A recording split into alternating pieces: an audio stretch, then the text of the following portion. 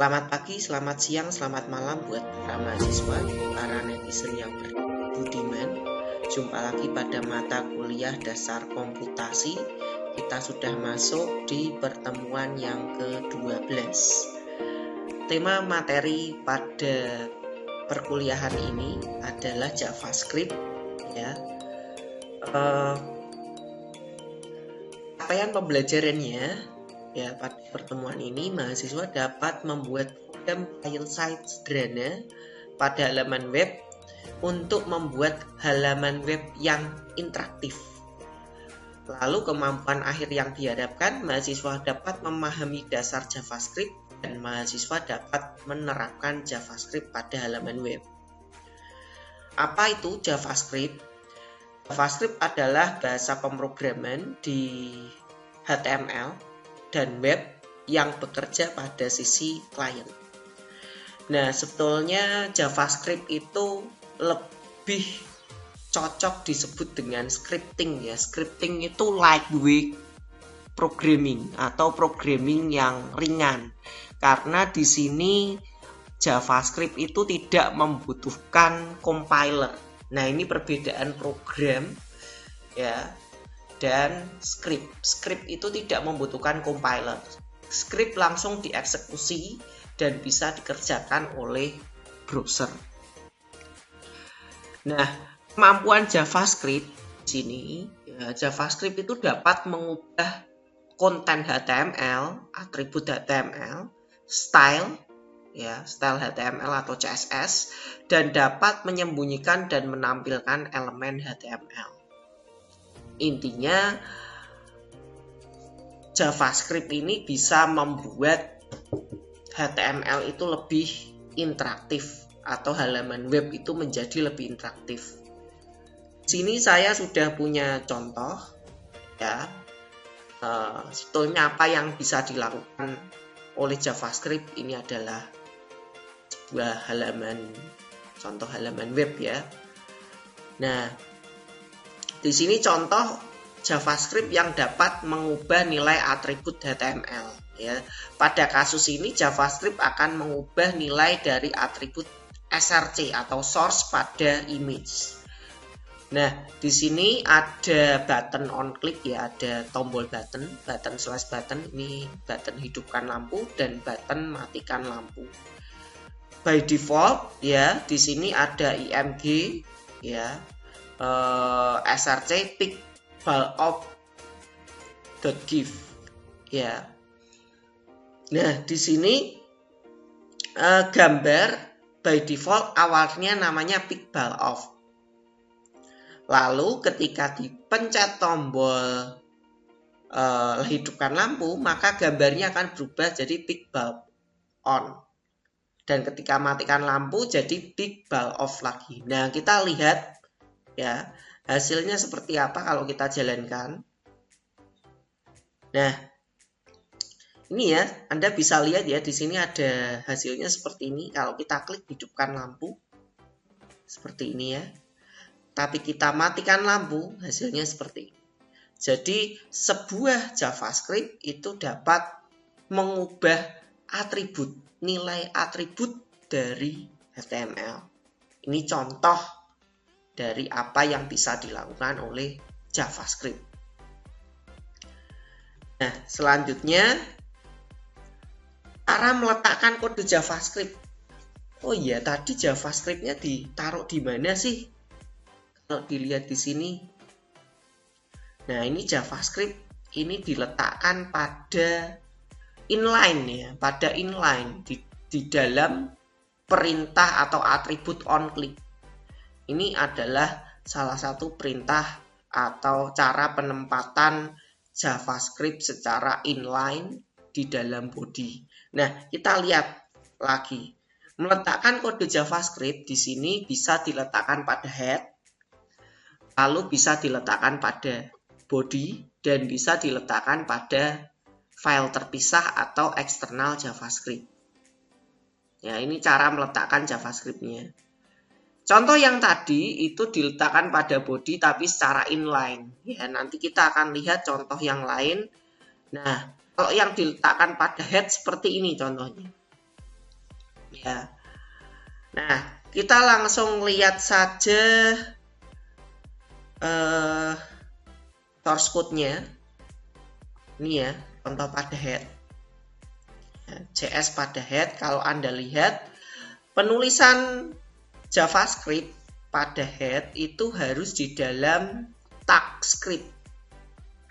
Baik pada head maupun pada body itu harus diawali dengan script, ditutup dengan /script. Nah, ini adalah pembuatan function. Nah, tentunya kalian di dasar pemrograman sudah diajarkan tentang function ya, pakai Python. Ya. Nah, di JavaScript itu juga ada functionnya. Jadi, kalau contoh yang ini tidak menggunakan function ya.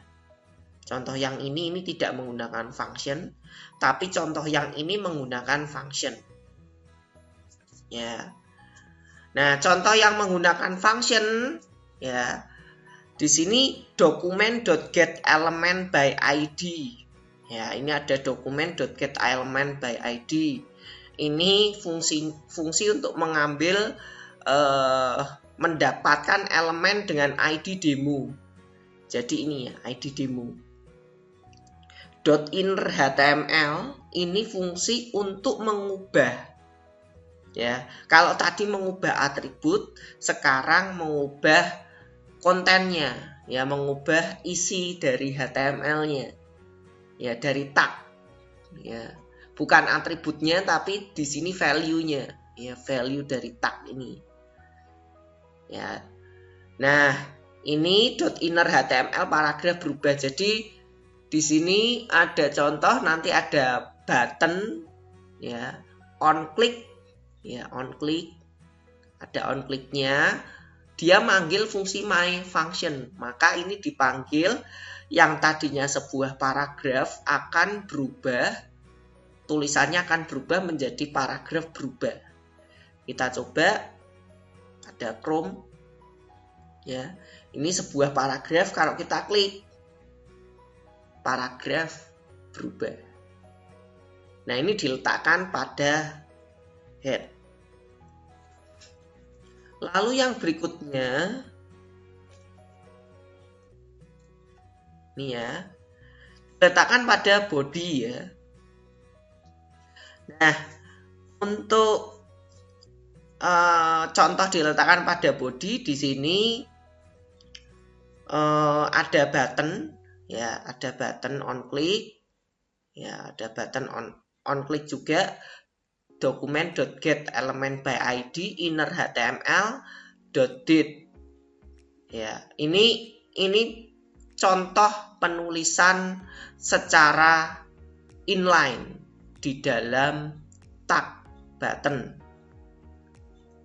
Ya. Nah, kita lihat, saya punya contoh lagi ya, yang lain ya. Contoh yang lain, ini tadi ya, ini yang inline tadi ya, ini yang inline sebuah paragraf ya.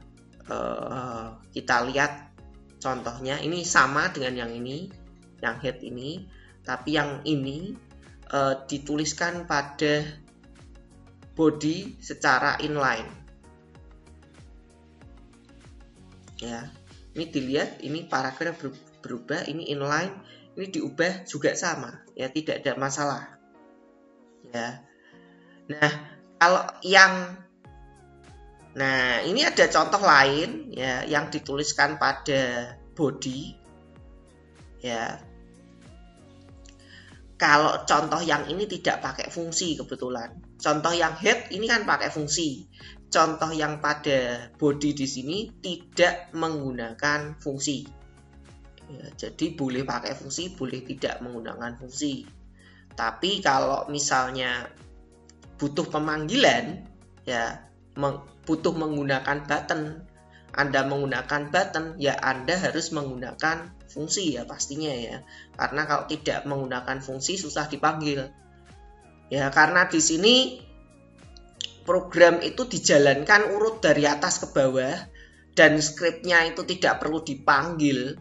Ya, skripnya itu langsung di bawah, ya, di bawahnya ID demo. Ya, karena script itu diletakkan di bawah ID demo dan ID demo itu ada sebelum JS dibuat. Ya, jadi script ini diletakkan pada ID demo ya. Diletakkan karena script ini diletakkan di bawah ya, di body atau di bawah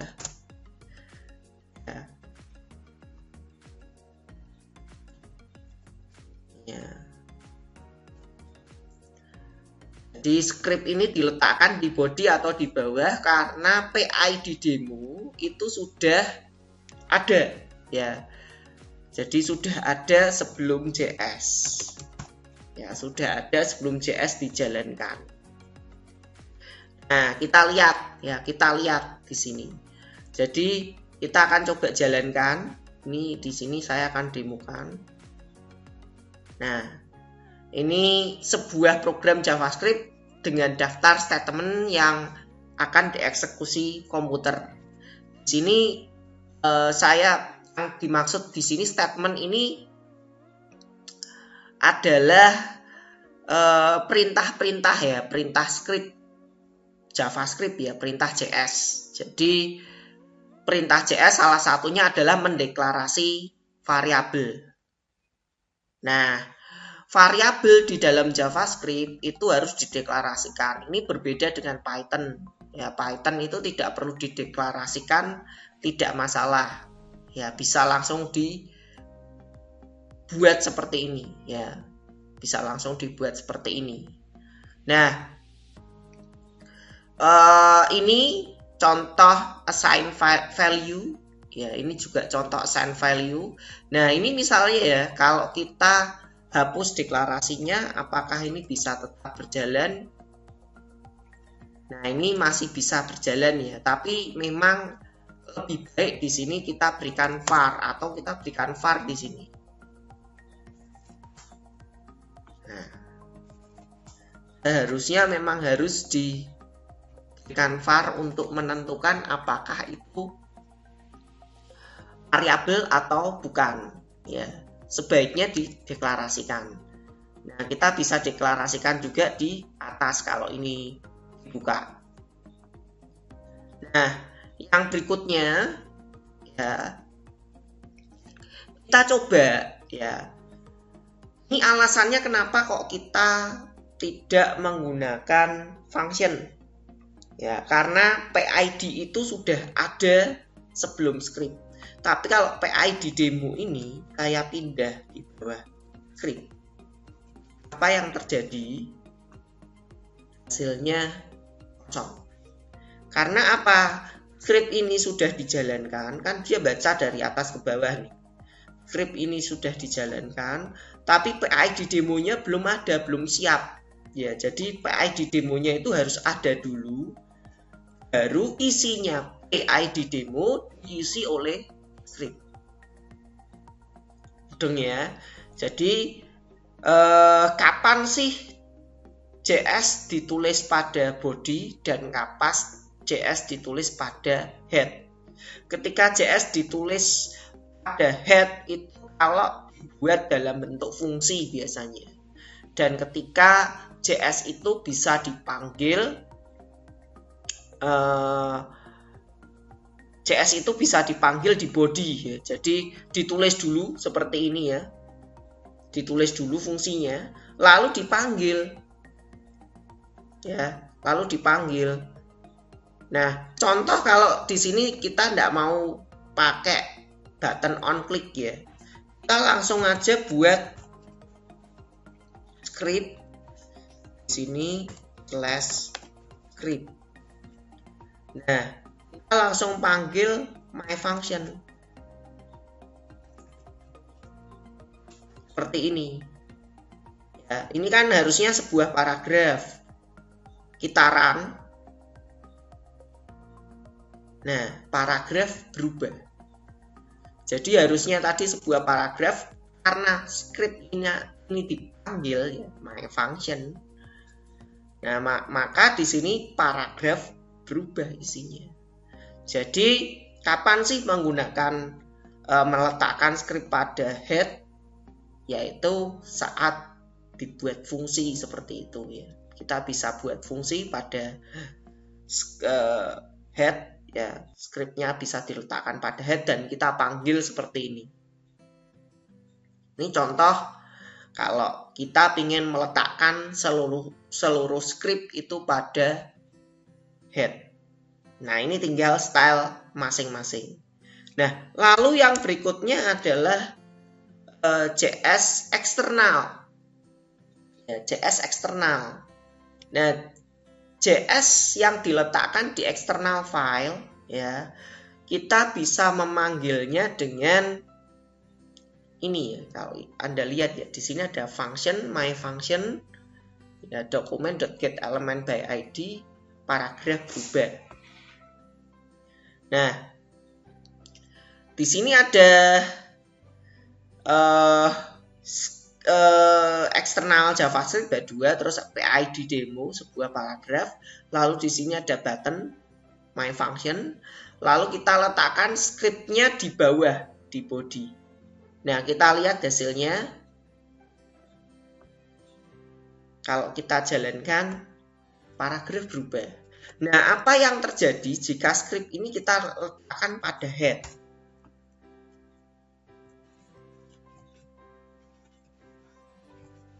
Ya, di sini kita tambahkan class head. Lalu script taruh di sini. Ya, kita jalankan. Kita coba klik, paragraf juga berubah. Kenapa dia bisa diletakkan pada head? Karena dia berupa fungsi. Fungsi itu boleh diletakkan dimanapun. Bisa pada head, bisa pada body. Karena fungsi ini tidak akan dieksekusi selama button ini diklik. Ya, berbeda dengan yang ini tadi. Ya, dia mau menjalankan scriptnya, mau dijalankan, tapi karena PID demo belum siap, belum ada, ya tidak bisa dijalankan. Gitu ya. Ini eksternal file dan MyScript-nya kita letakkan pada myscript.js. Ini ekstensinya .js.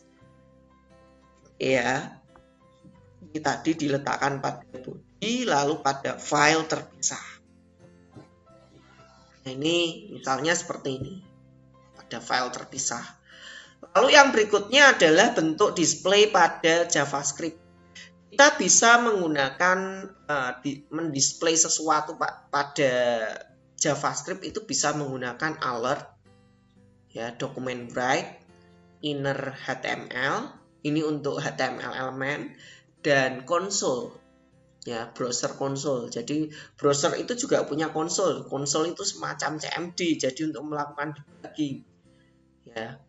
Contohnya ini ya, kita lihat mana yang dimaksud dengan document write, mana yang dimaksud dengan console, mana yang dimaksud dengan alert ya. Nah, kita lihat contohnya di sini ada display ya.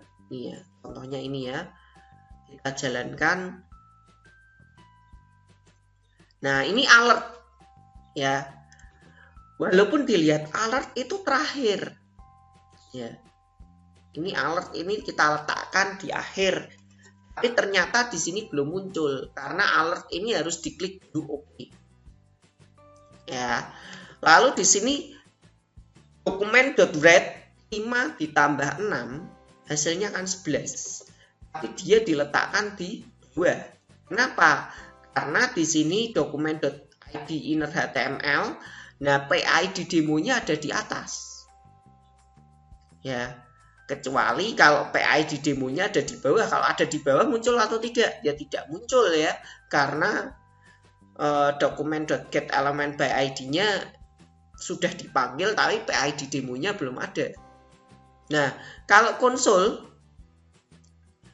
itu bisa dilihat pakai caranya gimana, atau kita bisa tekan ini ya, F12 atau FNF12. Ya, kalau laptop gunakan FNF12. Nah, seperti ini, atau infeksi ya. Nah, ini konsul masuknya di sini. Ya, hasilnya 30. Hasil penjumlahan dari 10 plus 20, ini konsolnya adalah 30. Tuh ya. Nah, ini untuk mendisplay atau menampilkan sesuatu pada sesuatu dengan JavaScript. Nah, oke, next yang berikutnya adalah nah ini ya. Display pada elemen HTML ini menggunakan dokumen.getElement by ID. Ini untuk elemen ya. Lalu yang berikutnya ini tadi sudah banyak kita gunakan ya. Lalu variabel. Ya, variabel pada JavaScript adalah tempat untuk menyimpan data. Ini tadi contoh yang kita gunakan juga. Ya, di sini ada var x, var y, var z. Walaupun tadi jika tidak kita buat pun tidak masalah, tapi seharusnya kalau script itu tetap diberikan var. Nah, kadangkala pada browser itu masih memberikan toleransi ya, toleransi kesalahan. Tapi pada browser lain belum tentu jalan. Kebetulan ketika tadi saya contohkan tidak masalah, tapi lebih baik by default yang namanya variabel itu harus menggunakan var. Hasilnya seperti ini ya, tadi ya yang variabel. Nah, lalu yang berikutnya ada fungsi math. Ya, ada fungsi math. Fungsi math ini ya tinggal bisa kita gunakan saja ya. Fungsi math ini tinggal menggunakan math seperti ini ya. Ada math.p ya, ada math.round. Ini membulatkan ya, membulatkan kalau 0,5 ke atas dibulatkan ke atas, 0, di bawah 0,5 dibulatkan ke bawah. Lalu PAU ini pangkat 8 pangkat 2, SQRT 64 itu akar 64 itu 8, lalu abs itu absolut ya, jadi tidak ada angka minus. Sale itu pembulatan ke atas, walaupun 4,4 dibulatkan ke atas jadinya 5. Floor itu pembulatan ke bawah, walaupun 4,7 ya tetap dibulatkan ke bawah. Lalu ada fungsi sin, ada cost, ada min, ada max, dan ada random. Ya, kita juga bisa menggunakan fungsi random di sini untuk menghasilkan sebuah nilai. Kebetulan random itu akan menghasilkan float ya, nilai float seperti ini. Oke ya, ini next suatu saat bisa digunakan dalam kasus tertentu. Lalu kalau kita membuat fungsi buatan sendiri, ya di sini kita bisa membuat contoh kalian. Ya. Sebetulnya tadi contoh fungsi buatan sendiri itu juga sudah saya berikan pada yang kasus pertama ya. Kalau Anda lihat di sini. Ini adalah fungsi buatan sendiri juga, salah satu fungsi buatan sendiri juga. Kalau math itu kan fungsi bawaan dari JavaScript. Ya. Di sini kalau ini contoh fungsi hitung kali, ya, fungsi hitung kali P1, P2 ini tinggal return. Ya, return itu dikembalikan ya, pastinya kalian harusnya sudah paham ya. Dokumen.getElement by ID demo inner HTML hitung kali 4,3 hasilnya 12 akan ditampilkan di sini. Ya. Lalu yang berikutnya adalah kondisi. Nah, kondisi pada JavaScript ya digunakan untuk melakukan tindakan yang berbeda berdasarkan kondisi yang terjadi. Nah, ada beberapa statement kondisi ya di dalam JavaScript, Java maupun PHP ya. Ini Anda bisa menggunakan if, else, else if. Kalau di Python kalian menggunakan elif. Tapi kalau di JavaScript, Java, C, ya, PHP itu pakainya else if. Nah, lalu kalau switch ya, kalau switch ini mungkin yang baru ya, yang baru bagi kalian karena kalian selama ini belajarnya pakai Python dan di Python tidak ada switch. Switch itu mirip else if ya, if else if banyak sekali. Jadi banyak kode alternatif. Tapi bedanya kalau di sini else if switch itu bisa menggunakan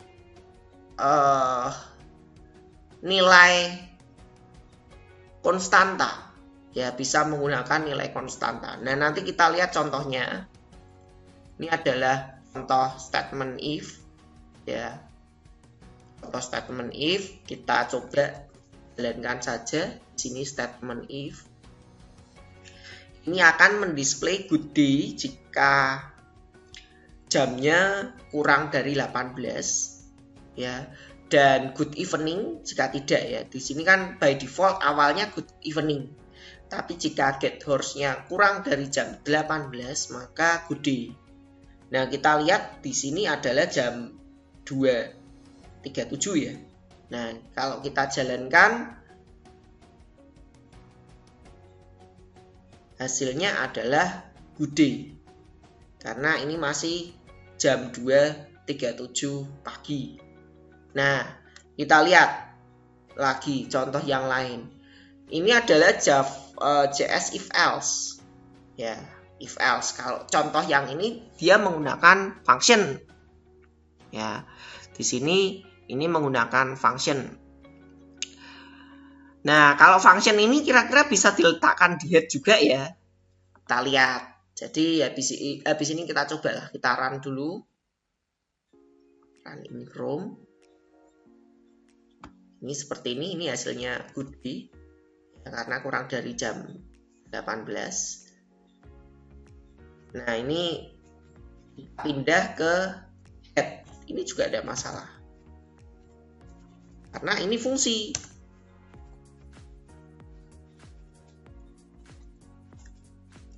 Ya, kalau letakkan script pada head itu juga bisa ya, karena ini fungsi, by default dia adalah fungsi. Nah, kita coba jalankan seperti ini ya.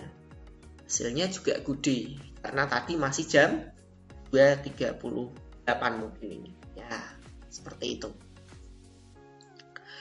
Oke ya, ini untuk if else.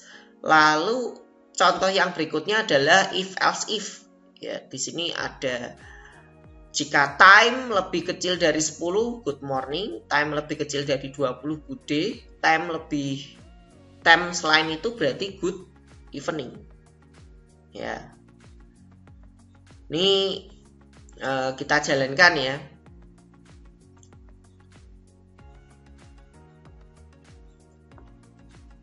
Ini hasilnya good morning. Ya. Nah, ini dapatnya jam dari mana sih? Pakai new date ini ya. Var time new date dot get hours. Itu ya. Jadi kita mengambil dari jamnya saja. Oke ya. Next yang berikutnya adalah switch. Nah, ini switch ini berbeda ya. Switch ini berbeda dengan if else. Ya, switch ini bisa menggunakan konstanta. Jadi konstanta yang pasti di sini. Ya, konstanta ini mungkin perlu saya jelaskan lebih dalam karena switch case ini masih baru untuk kalian ya. Selama ini kan kalian menggunakan if, elif karena kalian belajarnya Python. Nah, switch case ini biasanya kapan sih menggunakan else if dan kapan menggunakan switch case? Menggunakan switch case itu ketika memiliki nilai yang mirip ya, memiliki nilai yang mirip atau bisa ditentukan dengan satu konstanta yang sama. Nah, ini akan berbeda dengan if else if. Ya. Operator di dalam if itu bisa kita berikan banyak, misalnya tambahkan dengan n. Ya. Ini simbol operator n ya, operator n dalam JavaScript. Ya. Time, misalnya apalagi ya, sama dengan ini 12 misalnya seperti itu. Jadi ini hanya contoh saja ya. Jadi else if itu digunakan pada saat terdapat kondisi yang kompleks. Ya, kondisi itu lebih kompleks dibandingkan dengan switch case. Switch case itu relatif lebih simple ya, karena dia punya satu konstanta yang bisa dihasilkan dari satu perintah. Misalnya newDate.gd.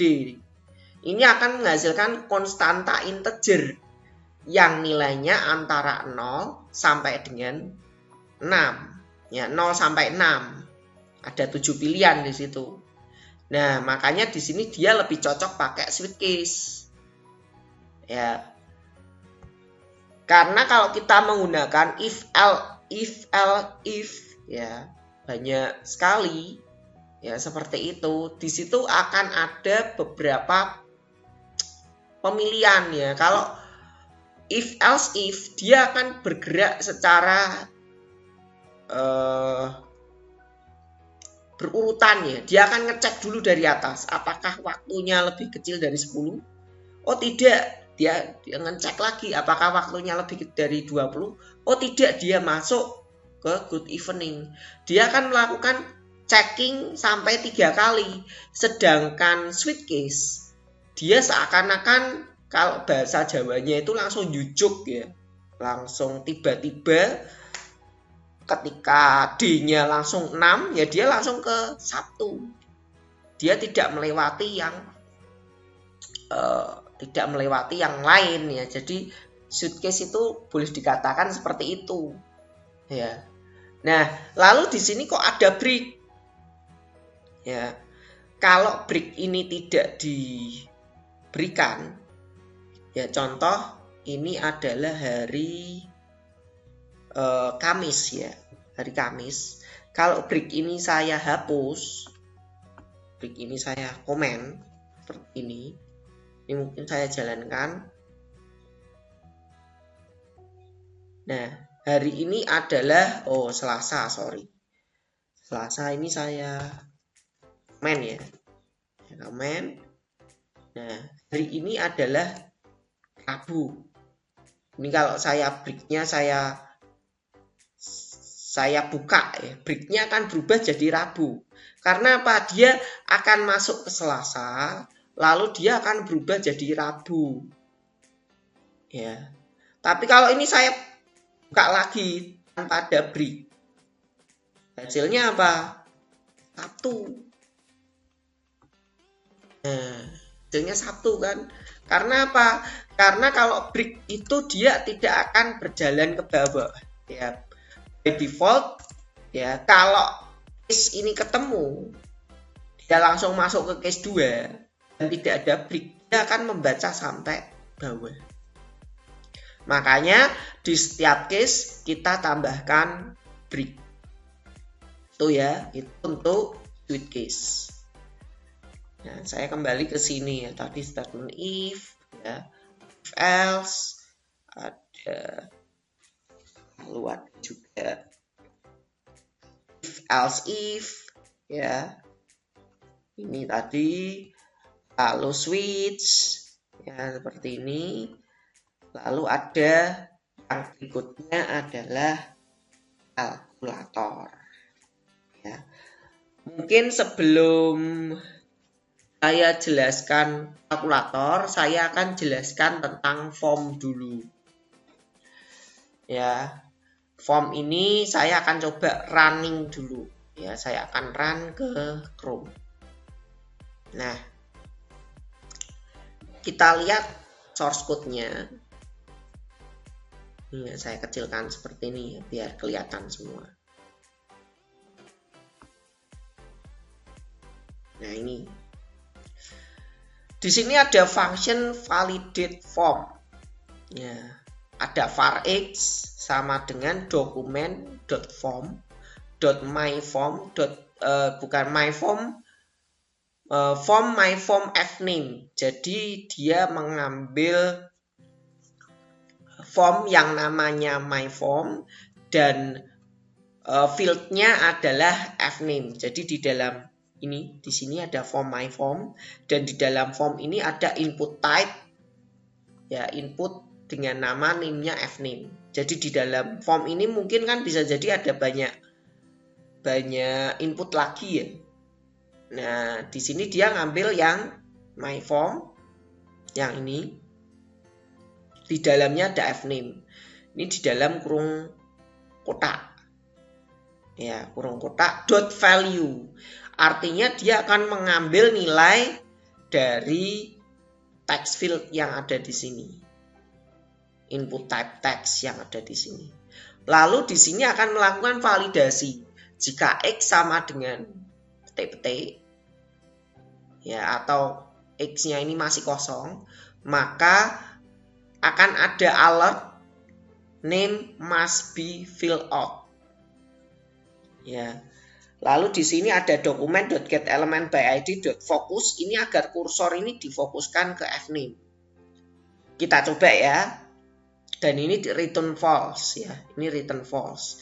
Kita coba dulu. Kalau kita coba langsung submit fill out, maka di sini dia akan kursornya akan langsung pindah ke fname.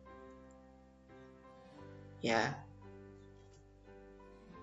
Nah, fokusnya ini juga bisa ditambahkan di bawah ya. Fokusnya ini juga bisa ditambahkan di bawah. Di sini kita bikin script.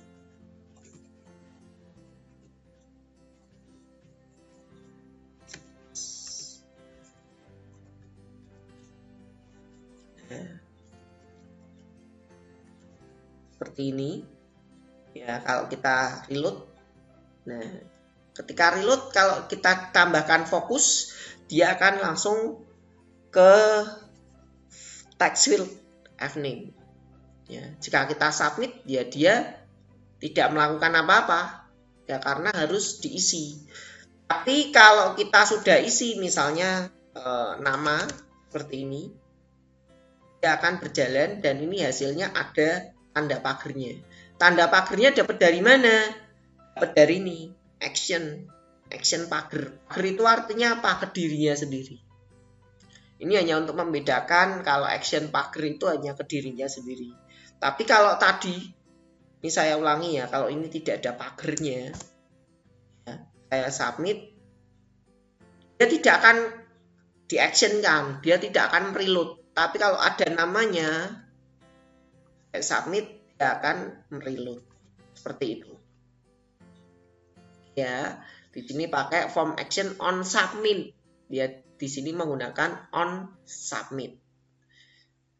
Ya, kalau kita tidak pakai dokumen.focus seperti ini, saya tutup. Ini juga saya tutup. Apa yang terjadi? Kita reload ya. Nah, ini tidak akan, kita harus fokus sendiri di sini. Ya, lalu kalau kita submit, ya, kita harus fokus sendiri. Nah, ini fungsinya dokumen.getElementById fokus.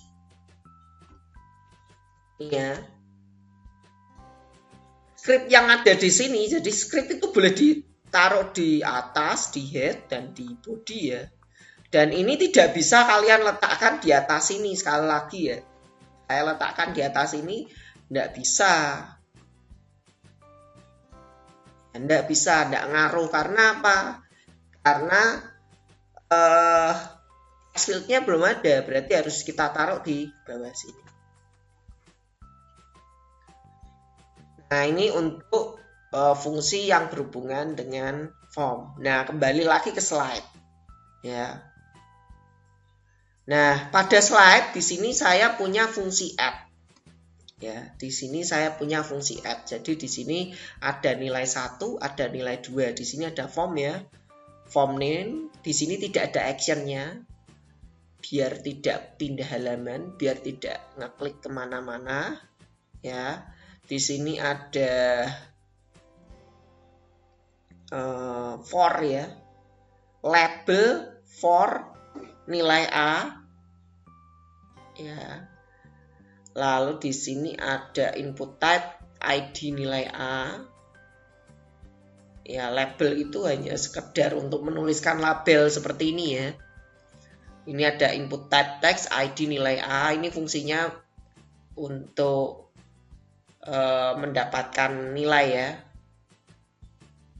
Terus ini ID nilai A, ini ada name F nilai A. Berarti yang diambil adalah name-nya.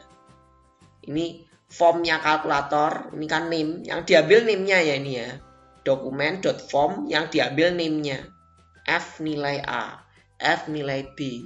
Lalu di sini div input type button. Ini input type-nya button, tidak input type submit, tapi input type-nya button. Value-nya plus ya, plus seperti ini. Lalu on click F8, dia akan melakukan perhitungan. Jadi di sini var A mengambil nilai dari text field ini, var B mengambil nilai dari text field yang ini. Lalu ketika kita klik ya, ketika ini diklik tadi ngambil, lalu di sini ada var C number A. Nah, ini fungsi kenapa kok harus number, karena input dari text field itu pasti akan dianggap string. Kita konversi menjadi number A, number B, nanti hasilnya adalah 1 ditambah 9, hasilnya adalah 10. Dokumen.getElement by ID, hasil di mana? Hasil di sini ya, by ID hasil sama dengan inner HTML C. Nah, kalian silahkan untuk coba tugas di rumah, tambahkan button kurang, button kali, dan button bagi. Tambahkan fungsi pengurangan, perkalian, dan pembagian. Jadi di sini Anda bisa tambahkan lagi fungsi FF, fungsi F ya kurang, kali, bagi, dan seterusnya. Ya, dan hasilnya di sini berarti di sini ada buttonnya, ada tambahan button lagi 3. Ya, kalian nanti bisa silahkan coba di rumah untuk tugasnya. Nah, sini rangkumannya. Dengan menggunakan JavaScript kita bisa mengubah konten HTML, mengubah atribut, mengubah style CSS, dan menyembunyikan atau menampilkan elemen HTML. Nah, untuk lebih jelasnya ya, kalau kalian ingin tahu lebih expert lagi, kalian bisa langsung kunjungi W3 School. Ya, di W3 School ini salah satu web yang cukup lengkap, ya sangat lengkap, membahas tentang HTML, JavaScript, ya PHP, dan lain sebagainya. Nah, mungkin kurang lebih seperti ini. Jika nanti ada pertanyaan, bisa kita bahas pada kuliah di Google Meet, dan selamat belajar.